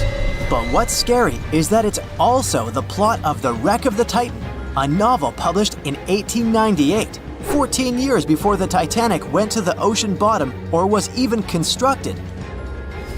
In the novel, The Titan, What a scarily accurate name, too. Didn't have enough life jackets, vests, and lifeboats for all the passengers on board. It was also the largest ship of that time, almost identical in size to the Titanic, and both the Titan and Titanic sank in April. Dorothy Gibson was an American silent film actress. She was also one of the Titanic passengers. She survived the catastrophe. Right after she came to New York, she started filming Saved from the Titanic. The film was released only 1 month after the ship sank. Dorothy was even wearing the same shoes and clothes she had worn when she had actually been on the ship. The movie was successful, but it got destroyed in a fire, so it only exists in memories, like Jack Dawson. Titanic wasn't all alone in the restless waves of the cold ocean near the iceberg it struck. The SS Californian was relatively close. Their radio was shut off for that night though. At one moment, the crew members noticed mysterious lights in the sky. They immediately went to wake their captain up to tell him, but he issued no orders. Some believed it was just fireworks. They never realized it was actually a call for help. The flares crew members of the Titanic sent off to the sky, hoping someone would notice. By the time the SS Californian got the SOS message, it was already too late. Some say a full moon may have been the reason the iceberg crossed paths with the gigantic ship. A full moon may have caused incredibly strong tides that eventually sent multiple icebergs southward, right when the Titanic was crossing that area. Would you dare to taste cheese from the Titanic? The wreck has been under the ocean surface for more than 100 years now. It took more than 70 years to find it. By that time, most of the food that had gone down together with the ship had, of course, spoiled. But it's possible there's still some of it left. Some foods are protected from decay. For example, cheese. The microbes that turn milk into cheese create special conditions to protect the product from spoiling. Multiple things have survived the Titanic. A handwritten letter where a mother and a daughter wrote to the girl's grandma about the amazing journey they were on together. The letter has been around for more than 100 years and got sold at an auction. A battered pair of white cotton gloves was found in the wreck. Musicians on the Titanic played till the very last moment. Sheet music and one violin were found among the wreckage. The bell one of the crew members rang 3 times to warn there was a very close iceberg on their way. A pocket watch that stopped at 1:45 a.m., the time when the ship went under the water. Perhaps one person could have changed what happened on the Titanic. David Blair was a pretty lucky man. He was supposed to take the spot of the second officer of the Titanic. He was pulled out at the last moment, which eventually saved his life. It was a great thing for him, but something clouded his joy. What if he was the only person who could have done something to save the ship and the passengers? Back in the day, ships didn't have smart advanced technology like they do today. They couldn't see a threat on the horizon. Binoculars were pretty helpful, but the crew members on the Titanic didn't have access to the room where they were kept. David Blair was the man responsible for the keys. He left the ship in a hurry and forgot to hand over the keys that were in his pocket. Maybe if the crew members had had access to the binoculars, they would have seen the iceberg on time and had enough time to change course. It's possible that the giant iceberg that sent the Titanic to the ocean bottom was made of snow that had fallen in southwest Greenland. Scientists even used a computer model to calculate the paths the iceberg took in any given year, taking into consideration ocean currents and weather readings for that year. It's possible that the iceberg was 1,700 feet long, with a weight of around 75 tons. By the time it collided with the Titanic, it had dwindled down to only 1.5 tons. Violet Constance Jessup was, as many called her, Miss Unsinkable. She was only 24 years old when she joined the Titanic crew as a stewardess. On the tragic night when the ship struck the iceberg, she was lying in bed. As soon as she heard that something was going on, she got dressed and quickly went to the deck. Violet helped passengers get into lifeboats. 4 years later, she was on the Britannic, the Titanic's sister ship. Once again, the ship started sinking. Not only did the woman survive another accident, but she was also once again the one helping other people to escape the vessel before it disappeared below the surface. They were on their way to the New World when a rendezvous with an iceberg crushed all of their dreams and hopes. There was panic and tears and heartbreaking goodbyes, like that of Jack and Rose. Or was there? Let's see how well you know the real story of Titanic. The love story of Jack Dawson and Rose DeWitt Bukater was inspired by true events. What do you say? Is it a myth or a fact?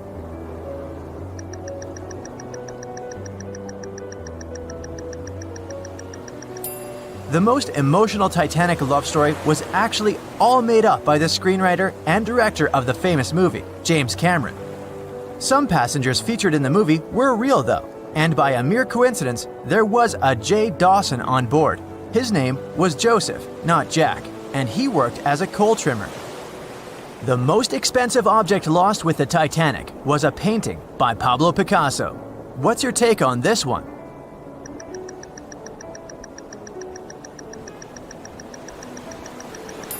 It's a myth, another one given to us by the famous movie. The most valuable item that went down with the Titanic was probably a Mary Joseph Blondell painting, created in 1814. Some other valuable items were a violin that belonged to Wallace Hartley, the musician who insisted that they had to play till the very last moment. There was also a 1912 Renault Type CB Coupe de Ville that would now cost millions of dollars, a handwritten manuscript by Joseph Conrad, first edition essays by Francis Bacon, 5 Steinway grand pianos, and, of course, some fine china plates and cups, and first-class passengers' jewelry. The Titanic was the largest and the most luxurious passenger ship of its time. Does it sound real to you?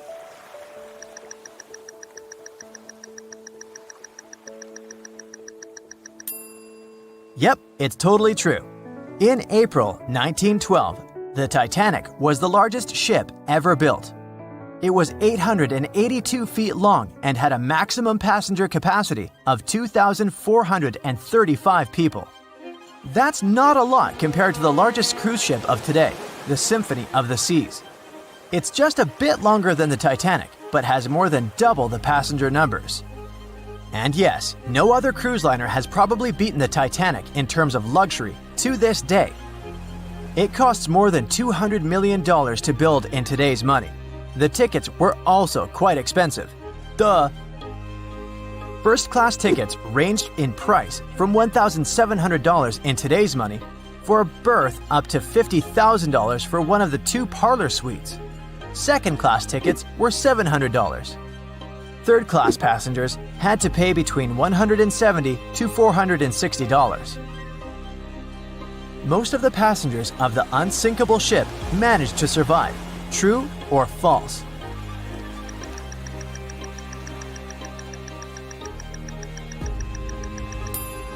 Sadly, it's false.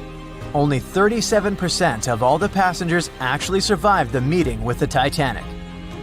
Around 61% of the first-class passengers, 42% of the second-class passengers, and 24% of the third-class passengers made it out alive. The Titanic was passing through the Bermuda Triangle when things went wrong, and that's probably why it sunk. What do you say, myth or reality?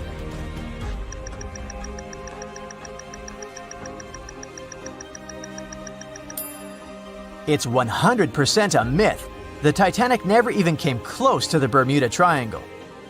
The liner sank about 400 miles south of Newfoundland, which is a huge distance to the north of Bermuda, the infamous area where ships and planes disappear without a trace.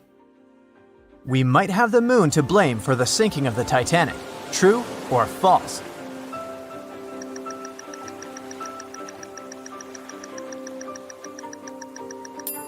This one is true. The moon heavily affects the tides on Earth. The closer the moon is to the Earth, the stronger the tides are because of the increasing gravity of our satellite.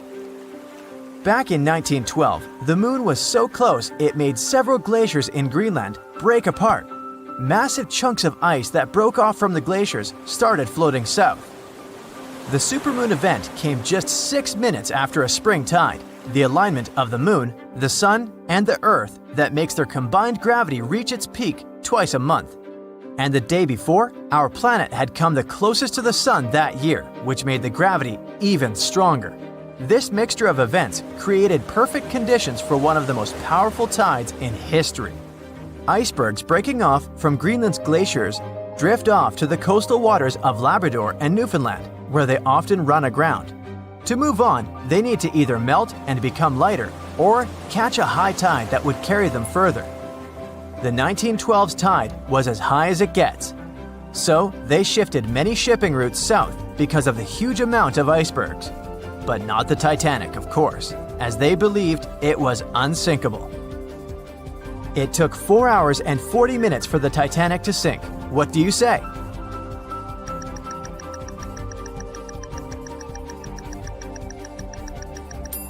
It's false, and if you're a Titanic expert, you definitely know it was actually 2 hours and 40 minutes. And this was slow enough, given the damage caused by the iceberg. It didn't sink faster, thanks to the ship's construction. There were 16 watertight compartments in the lower part of the ship. They worked as a lifeline. When the iceberg crashed into the hull, it broke into 6 boxes. The Titanic could have stayed afloat only if 4 compartments had been damaged. Water filled the first 6 compartments within 1 hour. During this time, the ship tilted slightly to the right side. Then, water began to flood the 7th box when all 6 boxes were filled. And from that moment, the sinking rate was growing with every second. The ship's bow sank under the water, and then the stern filled up. One of the leading reasons for the Titanic tragedy was signal rockets. True or false? What's your take on it?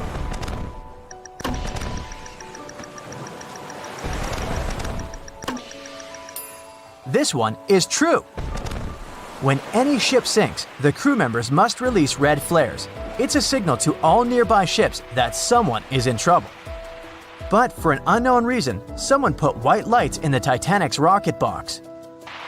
When the ship crashed into an iceberg, the crew members released white flares. Another ship, SS Californian, was nearby at the time. Its captain knew the Titanic was going through a dangerous iceberg area. The crew of this ship didn't see the Titanic in the dark, but they noticed white rockets. Radio communication between the vessels didn't work. The SS Californian operator turned off the receiver. The Californian captain felt that something was wrong, so he sent a Morse lamp signal to the Titanic. But it was too late. The ship was already underwater, so no one could respond.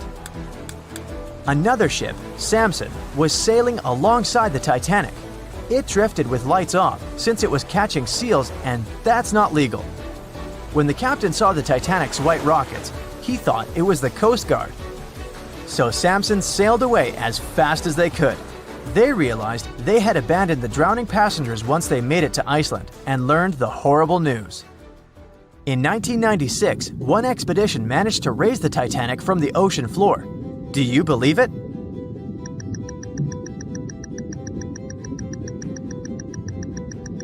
If you don't, you're right. There were different ideas on how to raise the Titanic, from doing it with compressed air to putting it in wire mesh and covering it with liquid nitrogen, or using giant magnets. The only real attempt to raise the Titanic was made in 1996, and it failed dramatically. The expedition's goal was to lift a part of its hull, weighing about 21 tons. It would still have been the largest piece to see the sunlight again, if the operation had succeeded, that is. They lowered 4 large bags filled with diesel fuel to the bottom of the ocean and attached them to the hull plate. Then, the fuel bags were released and they started lifting the pieces on their own. The plate was about 200 feet below the surface when the weather got rough. The expedition members decided to tow the part to calmer waters around 80 miles away. Long before they reached the towing destination, half of the plate broke off and sank to the bottom again. 2 of the lifting bags seemed to have broken loose, and the hull went down. The Titanic will most likely crumble to dust halfway up if someone tries lifting it again. So, how many correct answers do you have? Let me know in the comments below. Over a century ago, the Titanic struck an iceberg and sank to the bottom of the Atlantic Ocean. Of the 2,240 people on board, only around 700 survived. Since then, the tragedy has been the subject of endless movies, documentaries, and books. And though we've learned a lot about the ship and many of the people on board, we hardly know anything about the iceberg responsible for the catastrophe, especially anything concerning its size. But maybe we can find some clues. The Titanic was constructed by the White Star Line as part of its new fleet of passenger liners. At the time, it was the largest ship ever built, and it lived up to its name. The ship was 883 feet long, equal to 2.5 soccer fields placed end to end, and 175 feet tall, which is close to 10 giraffes standing on top of one another. From the waterline to the deck alone, the boat was 60 feet high. That's close to the height of a 4-story building. The Titanic was big enough to have veranda cafes, a restaurant, a reading and writing room, a Turkish bath, a gym, and squash courts. There was even space for a swimming pool. The liner could carry a total of 3,300 people, including 2,435 passengers and 900 crew members. Although luxury was important, safety was paramount. The Titanic had been designed to have 16 watertight compartments below its deck. If the ship's hull was somehow compromised in an accident, up to 4 of these compartments could take on the water, while the remaining 12 would keep the ship afloat. Philip Franklin, vice president of the White Star Line, said this was what made the ship truly remarkable. It's believed that the man said, "There is no danger the Titanic will sink. The boat is unsinkable, and nothing but inconvenience will be suffered by the passengers." He was so very wrong. The ship left England for its first and last voyage on April 10, 1912. And all it took was a single iceberg to bring that mighty vessel down. Icebergs are fascinating. They are formed during a process called calving, when large chunks of freshwater ice break free from glaciers and float away into open water. They eventually melt away and disappear. In the northern hemisphere, the majority of these icebergs come from Greenland. In the south, they come from Antarctica. What you see on top of the water is only a small portion of an iceberg. This is just the tip. Most of it, up to 90%, is hidden under the water. Only when you examine pictures of the entire thing can you truly appreciate how massive icebergs are. It's the part of the iceberg you can't see that is often the most dangerous. Beneath the waves, it can have jagged edges in random places. A ship can easily get too close without realizing it, resulting in serious damage to the bottom of the boat. And it's not just big icebergs you have to watch out for. Smaller ones, which are more difficult to spot, can prove to be just as dangerous. A growler, for example, is under 7 feet long, with just a bit more than 3 feet showing above the water. And a slightly larger bergy bit is less than 15 feet in size. The dangers of icebergs were well known when the Titanic set sail. In 1901, the Islander was traveling through the inside passage to Alaska. It collided with an iceberg and sank immediately. Luckily, 138 of the 178 people on board made it to safety. Back then, there wasn't any special equipment for detecting icebergs. The best tool was your eyes. From a special vantage point above the ship called the crow's nest, 2 members of the crew had to stare out over the ocean and watch for potential hazards. The crow's nest was located at the front of the ship, 49 feet above the deck. It was attached to the mast. From this height, a person had a good view of the ocean. If they saw anything suspicious, they could ring a large bell to sound the alarm. After that, they could call from a special telephone to warn the captain of any danger. But imagine what a horrible job this would have been, especially on the night the Titanic sank. The crow's nest wasn't a warm and cozy room surrounded by windows. Instead, it was a large open tub exposed to the elements. On April 14, 1912, the air temperature was around 39 degrees Fahrenheit, which is close to freezing. With the ship moving at about 23 knots, more than 26 miles per hour, the sailors must have felt that frigid cold air pressing against any exposed skin. The only good thing about the job was that the shift only lasted 2 hours. Frederick Fleet was the sailor who actually spotted the iceberg that sank the Titanic. He was up in the crow's nest, working with Reginald Lee at the time. Fleet kept track of the left side of the ship, while Lee scanned the right. It was 10 p.m. when the two men started their shift. They had already been warned about the possibility of ice. But when you're cold and it's dark, it might feel like an impossible task. Even worse, the two men didn't even have binoculars to make the job any easier. Fleet would later insist that having binoculars would have prevented the tragedy. With about 20 minutes remaining on the job, the sailors noticed the iceberg. Fleet rang the bell, once, twice, and again. He then called up to the bridge to inform the crew. At first, the call seemed to come in the nick of time. The ship's engines reversed, and the massive ocean liner managed to turn. It wasn't enough to miss the iceberg, though.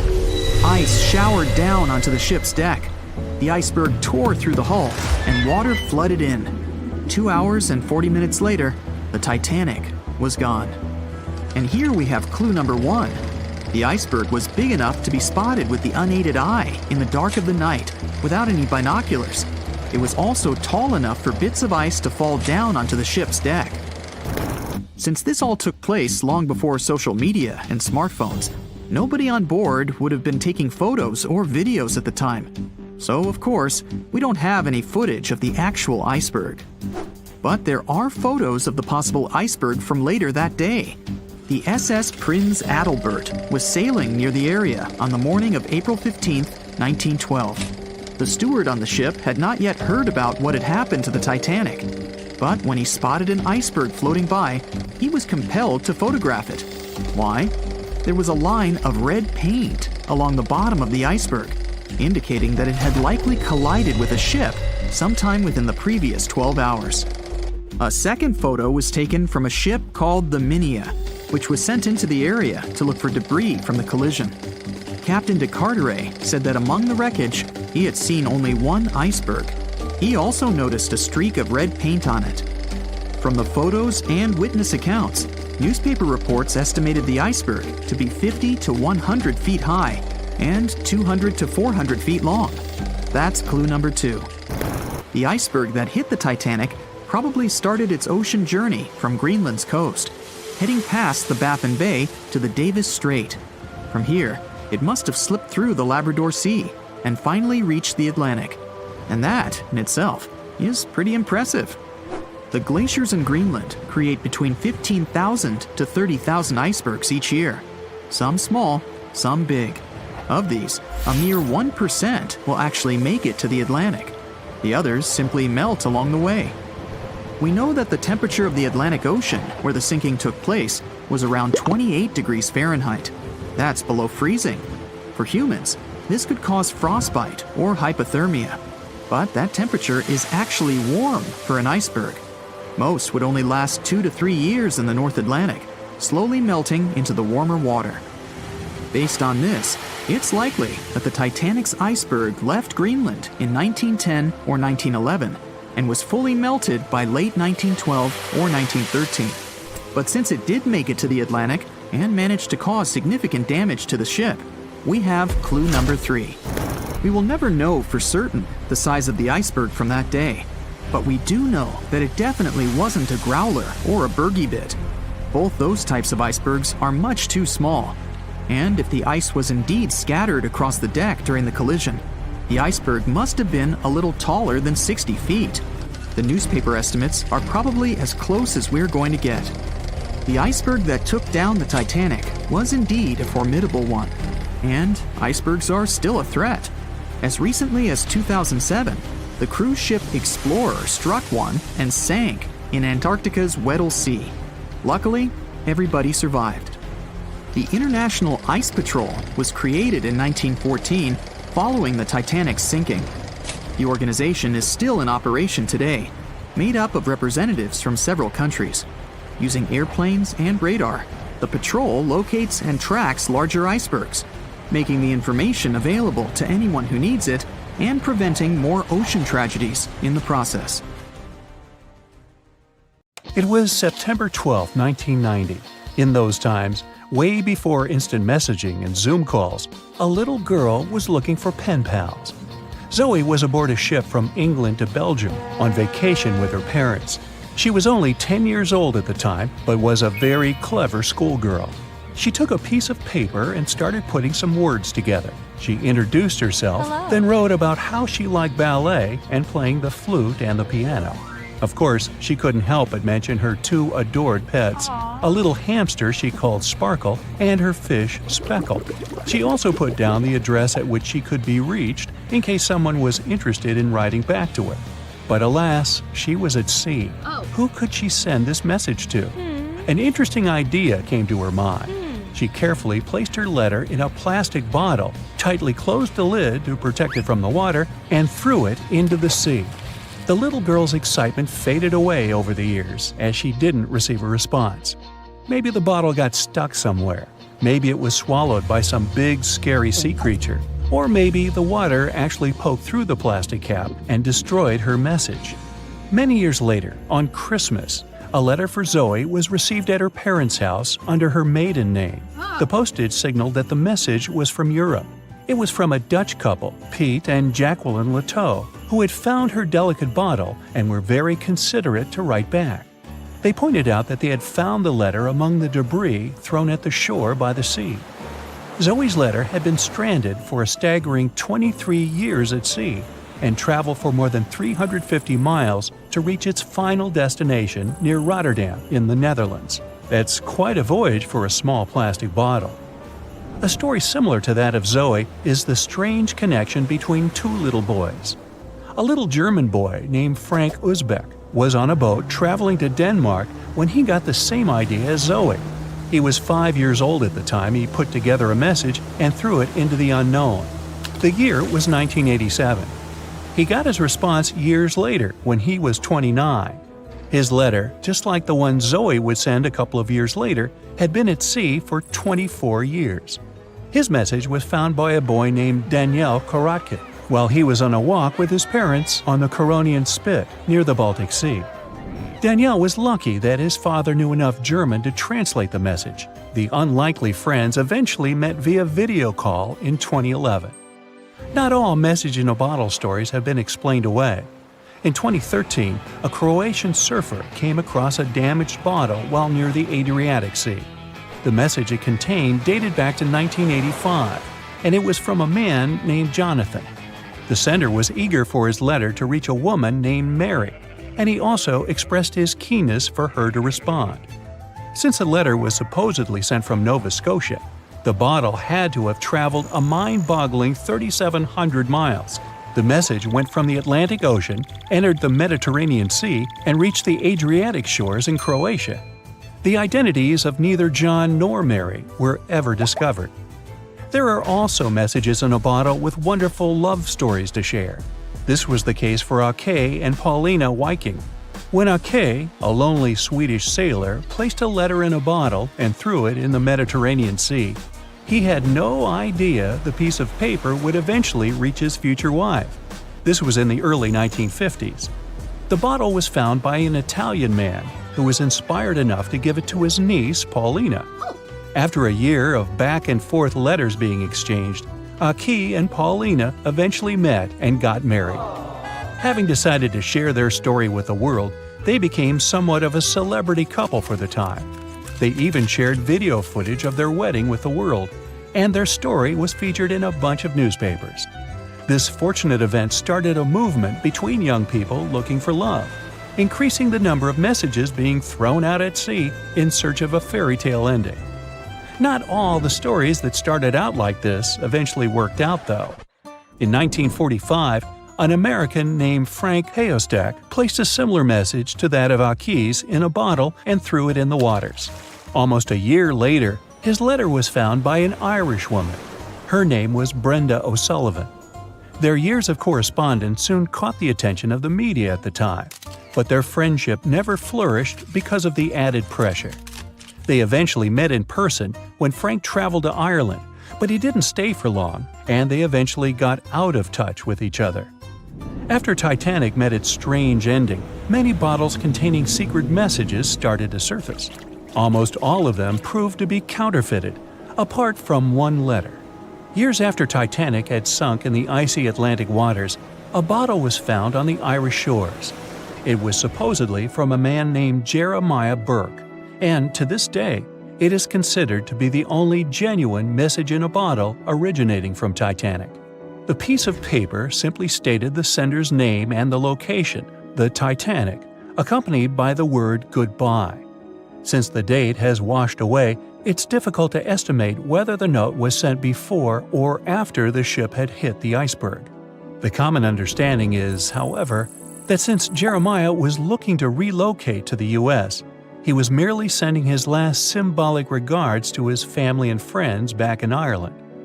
This simple way of meeting and sometimes corresponding with people has turned into a hobby for a man from a Canadian province named Prince Edward Island, located east of the U.S. state of Maine. This man, Harold Hackett, claims to have sent over 4,000 bottles into the Atlantic Ocean since 1996. He also claims to have received many responses from all over the world, including letters from people in Europe, like France and Germany, but also from the Bahamas or even Africa. This unlikely pastime earns him about 150 Christmas cards from his pen pals each year. To this day, he refuses to add his phone number to any of his letters. This way, he ensures that if people ever want to contact him, the only means of doing so is via a written letter. He's also studied the best times to send the messages in the water based on the direction of the winds and the currents. Now, some bottles spend a whole lifetime at sea after being cast away by their sender. It was the case for a British man that wrote a message and placed it into a bottle before throwing it in the English Channel in 1914. His name was Thomas Hughes, and he wanted to direct the message to his wife, but was polite enough to write a letter to whoever got their hands on the bottle first, asking them to redirect the piece of paper accordingly. The bottle didn't reach his wife, since it was found 85 years later on the Essex coast. The man that stumbled upon the bottle was kind enough to reach out to the family and place the message in possession of Thomas's daughter. And 85 years isn't the longest time for a small bottle to be cruising the waves. A scientist named Hunter Brown was studying currents in the North Sea when this idea came to his mind. He placed the same message in almost 2,000 bottles and requested the unlikely recipient that they write back with the location of their discovery. He thought this method would help him better understand the layout of the North Sea currents. A bottle was found about 11 miles from its original departing location after 97 years. To this day, more than 300 of the original bottles relating to Hunter Brown's project eventually made it to the shore. Not all of the messages that were found in bottles got replied to via physical letters. Oliver van de Walle threw a bottle containing a letter on the English coast while he was on vacation with his family. He was 14 at the time. 33 years later, a woman reached out on Facebook claiming she had gotten his message and tracked him down through his social media profile. At first, he hardly remembered having placed the letter in the bottle, but he eventually recounted the events, even the fact that he sealed the bottle with candle wax to make sure it was leak-proof. And then there's Christina Aguilera and her bottle. No wait, hers is about a genie in a bottle. Okay, never mind. Meet Arthur John Priest. No, he isn't famous for being a painter or for discovering some long-lost treasure. He didn't invent some cool gadget or break any world records. No, Arthur John Priest is famous simply for being unsinkable. Proving one can be both lucky and unlucky at the same time, Priest was involved in and survived several mishaps at sea, including the fateful maiden voyage of the Titanic. Priest was not a rich man interested in sailing for pleasure. He was part of the working class, employed as a stoker or fireman, stuck for hours within the hot bowels of large steam-powered vessels. His job was dirty and difficult. He was responsible for keeping the furnaces lit, feeding them coal to ensure enough steam was produced for the engines to work. He had to be careful about not overheating the system or setting fire to the whole ship. The furnaces had to be carefully watched and constantly fed. He breathed it all in a while, working and fighting with the sweat and the dirt. He would often work shirtless because of the heat and was always covered in black coal dust. And when he finally had a break, his shared living quarters were nearby in the same part of the ship. He must have been good at his job though, because he had no trouble finding work. But wherever he went, bad luck seemed to follow. The first incident was a mild one. As a young man, Priest worked on the RMS Asturias. The passenger liner first set sail in 1907, traveling between Southampton in the UK to Buenos Aires in Argentina. At some point during its maiden voyage, the ship suffered a small collision. The damage was bad enough that the ship returned for repairs. Thankfully, there were no reports of any serious injuries. Priest, unfazed, simply went to work on another ship, but his bad luck lingered on the Asturias.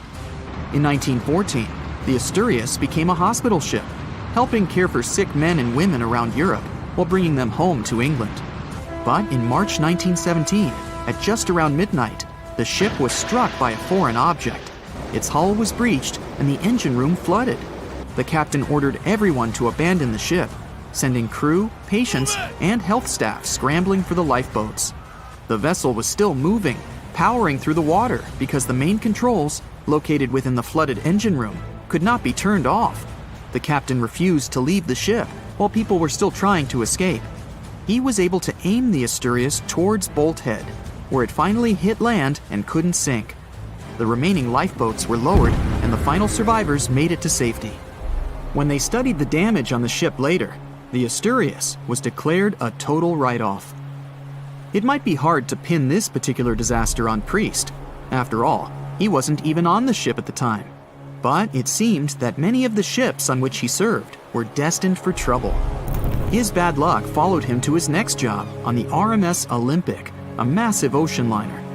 The Olympic was big. In fact, it had been designed and built as part of the fleet that included the Titanic. But with size came sacrifice. The Olympic was great at moving in one direction, but very difficult to handle when it needed to turn. It was September 1911. The Olympic was trying to alter its course. The Hawk, a smaller ship sailing nearby, didn't give the larger vessel enough room to maneuver, and the two slammed into each other. Because the Hawk was engineered to deal with potential confrontations when out at sea, its reinforced bow tore through the Olympic. Two large gashes appeared on the ocean liner's side. The propeller shaft was badly twisted, and worse, the ship began to take on water. Somehow, the Olympic made it to shore without sinking, and nobody was seriously hurt. Priest had no idea that this was just a small taste of what his future held for him. He next found employment on a brand new ship, a better ship, an unsinkable marvel that was said to be the biggest vessel to have ever been built. Yes, he was going to work on the Titanic. And what a job! It took 29 boilers, requiring 850 tons of coal a day to produce enough steam to power the Titanic. Priest was just one of 150 stokers toiling away in the ship's underbelly, keeping those fires burning day and night. He made around $30 a month. But on April 14, 1912, he would find himself flung from a world of extreme heat to one of blistering cold. At approximately 11:35 p.m., the crew spotted an iceberg. The Titanic tried to avoid it, but the alarm had been sounded too late. 5 minutes later, the two collided. The iceberg tore through the hull, and the once watertight compartments inside were badly ruptured. As the cold Atlantic water flooded in, the ship began to sink. Distress signals were sent, but the closest ship, the Carpathia, was over 3 hours away. In the dark of night and stuck in the middle of nowhere, the crew and passengers panicked. Those who could scrambled for the lifeboats. Others jumped into the icy waters. In total, only 706 survived that terrible night. Priest, at the time of the collision, was down in the ship's lower quarters. He was on break, relaxing from a hard day of work. And as the ship went down, so did his chances of survival. He and his fellow workers were in the most dangerous position on the ship. They had to make their way through a maze of corridors and gangways, some of which were flooded, in a mad dash to the deck. And then they faced the frigid water, jumping in and desperately swimming to safety. The ocean was so cold that Priest even suffered frostbite before finding his way onto a lifeboat. He was one of only 44 stokers to survive that night. After an experience like that, most of us would never set foot on a boat again. But Priest had to work. His next job also ended in disaster. He was offered employment on the HMS Alcantara. It went down in 1916, and Priest was again one of the few to make it to safety. He was badly wounded in the process. But he kept pressing his luck, and his next job as a stoker may have felt eerily familiar. He would be working on a ship built by the same people behind both the Olympic and the Titanic. And this ship, named the Britannic, was the biggest of the three. It was also believed to be a superior vessel, fitted with new safety features after the Titanic sank. For example, it had 48 open lifeboats, 46 of which were the largest ever used on a ship before. 2 of these were even motorized and equipped with special communication devices. The good news? The Britannic survived its first trip without incident. It was already doing better than the Titanic ever did. However, on November 21, 1916, the Britannic was shaken by a loud explosion while traveling through the key channel in the Aegean Sea. The hull was damaged, and some of the compartments began to fill with water. But, unlike the Titanic, the Britannic had been designed for just such an emergency. It had been fitted with 5 watertight bulkheads.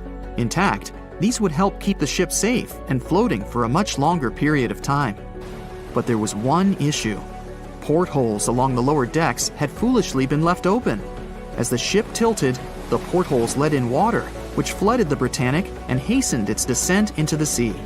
This effectively made those watertight bulkheads useless. The ship was going down fast, much faster, in fact, than the Titanic had sunk. 35 of the lifeboats were successfully launched, saving most on board.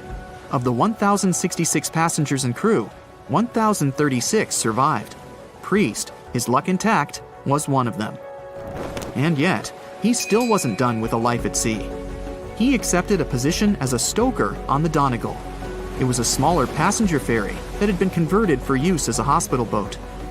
In April 1917, it was struck by a foreign object while fleeing an unsafe situation, and though he suffered from a head injury, Priest was again one of the survivors.